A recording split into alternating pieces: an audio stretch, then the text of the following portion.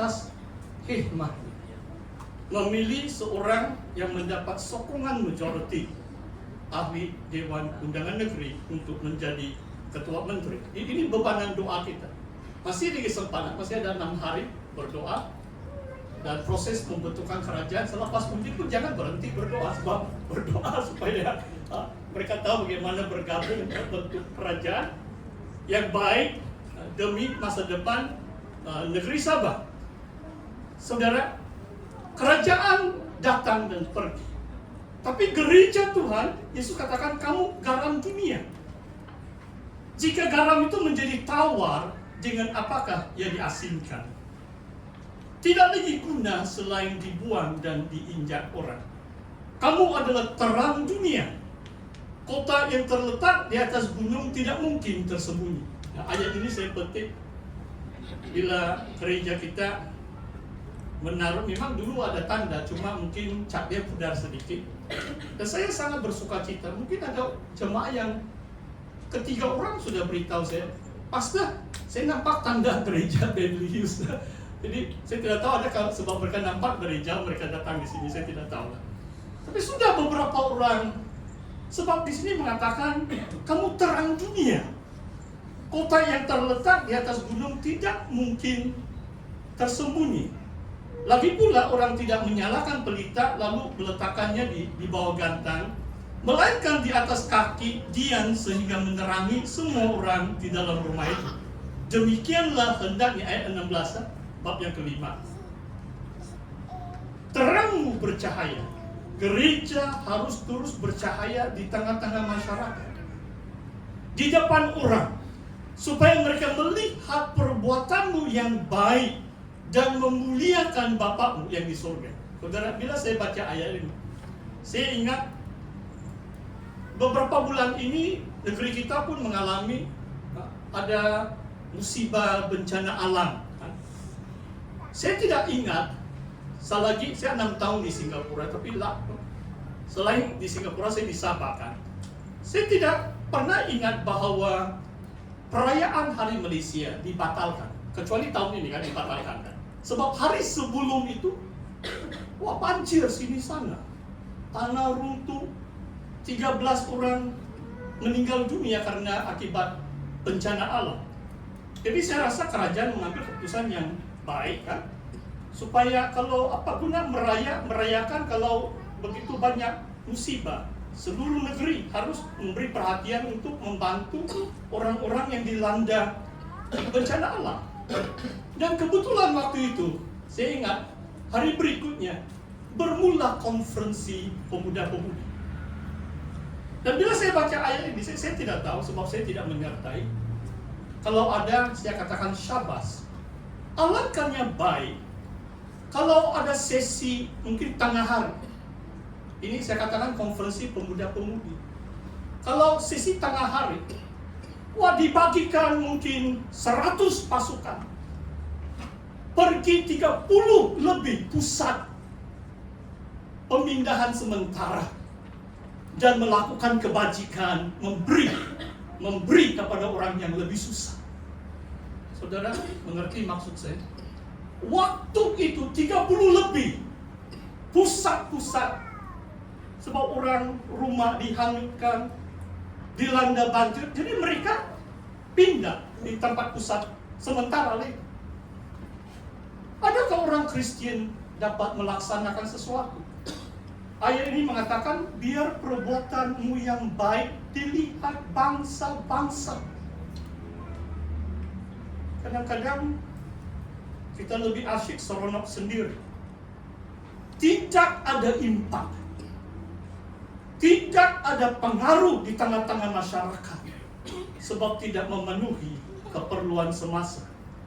Saudara, kalau gereja Tuhan pulih pada akhir zaman, gereja akan melakukan apa yang Tuhan Yesus katakan di sini. Biarlah mereka melihat perbuatanmu yang baik dan memuliakan Bapakmu yang di surga. Saudara, sekarang saya mau bawa saudara lihat. Tadi saya katakan sangat bergantung dengan kepimpinan. Siapa itu pemimpin? Apa peranan pemimpin? Kalau gereja mau pulih, Tuhan biasanya mengutus para gembala, para pemimpin. Jadi saya mau tunjukkan beberapa slide. Saudara tahu atau tidak, selain nama Tuhan Yesus, Jesus, yang terdapat 1000 mungkin dekat 1200 kali nama Yesus. Seluruh kita. Selain nama Tuhan Yesus, nama siapa yang paling kerap disebut? Mungkin saudara tahu sudah kan, sebab Daud di sana kan. Daud dekat 1100 kali. Bukan hanya dalam perjanjian lama, tetapi dalam perjanjian baru pun 50 lebih kali nama Daud disebut. 1000 lebih kali. Musa pun mungkin hanya 200 kali. Orang-orang yang terkenal pun jauh di belakang kalau berbanding Daud. Jadi saudara, secara ringkas, sebab saya mau membawa saudara lihat konteks nubuatan firman Tuhan mengenai pemulihan umat Tuhan. Jadi mari kita lihat beberapa slide. Pastor pun tidak dapat baca dari sana. Haleluya, macam sempurna. Memang itu silap saya lah itu. Saya ada save juga. Boleh kasih besar sedikit? Ini waktu kematian Raja Saul. Keadaan umat Israel waktu itu. Okay. The tribes were no better off with a king. Maksudnya Saul baru mati.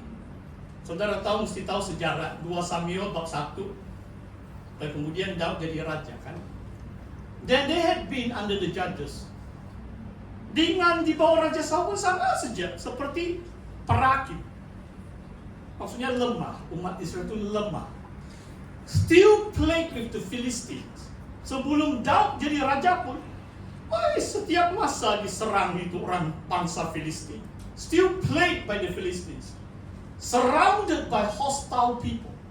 Bangsa-bangsa Ammon, Moab, Edom di selatan, Aram Syria di utara menyerang saja, selalu mengganggu kesejahteraan Israel.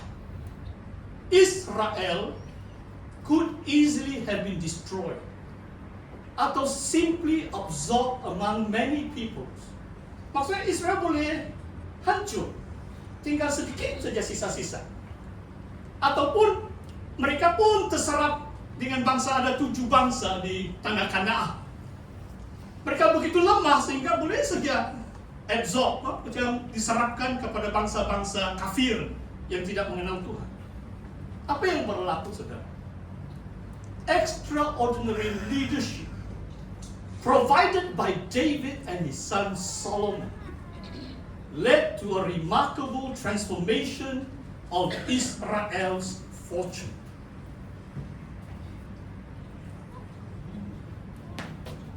Wah, ini ayat yang terakhir yang luar biasa. Yang membuat Israel menjadi kuat adalah kepimpinan yang luar biasa yang ditunjukkan oleh Daud, dan setelah itu anaknya Salomo. Oke, slide yang seterusnya. Apa yang inilah. Israel itu sangat kecil itu. Waktu ini extend of David's kingdom. Kalau Israel itu sebelah kalau kiri saya lah. Mungkin di depan kamu kanan. Tapi kamu harus tahu itu Israel kan.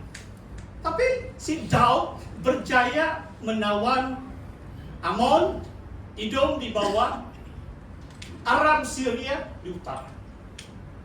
2-3 kali kawasan Israel diperluaskan di bawah pemerintahan Daud. Dia dikenali sebagai pahlawan gagah perkasa. Daud is a mighty warrior. Saudara tahu Daud kan, 16 tahun dia bunuh Goliat sudah. Extraordinary leadership by David transformed the fortunes of Israel. Dengan kepimpinan yang diperkenankan Tuhan, gereja mampu menjadi kuat. Gereja pulih, harapan pemulihan gereja pada akhir zaman. Seterusnya, saudara. Itu slide ya. Supaya apa yang nanti saya sebut berdasarkan ini. Saya boleh summarize pencapaian Daud 5. Yang pertama, sebenarnya sudah 4 di situ. Dia menawan Yerusalem, menjadikan Yerusalem ibu kota Israel, itu Daud. Sebelum itu bangsa Jebusite yang menguasai Yerusalem. Menyatukan ke-12 suku Israel menjadi kerajaan bersatu. Maksudnya pemimpin itu adalah dia percaya menyatukan suku-suku. Kalau sebagai orang Sabah, saya rindu zaman saya dahulu kala. Kamu yang 30 tahun ke bawah, sudah 12 tahun kamu layak mengundi, kamu belum mengalami itu. Yang pasti maksudnya adalah, dahulu di Sabah, satu pemimpin, pasti dia boleh menang majority. Tidak orang akan menyangkal atau mengatakan, kenapa dia ketua menteri? Semua orang tahu dia ketua menteri. Saudara paham maksud saya? Sebab ada pemimpin yang berwibawa menyatukan seluruh bangsa negeri Sabah. Luar biasa. Mungkin dengan doa-doa kita, zaman dulu-dulu di Sabah, kembali juga lah, tidak tahu lah. Tapi mungkin kali ini tidak lah. Tapi ada harapan, itulah harapan pemulihan.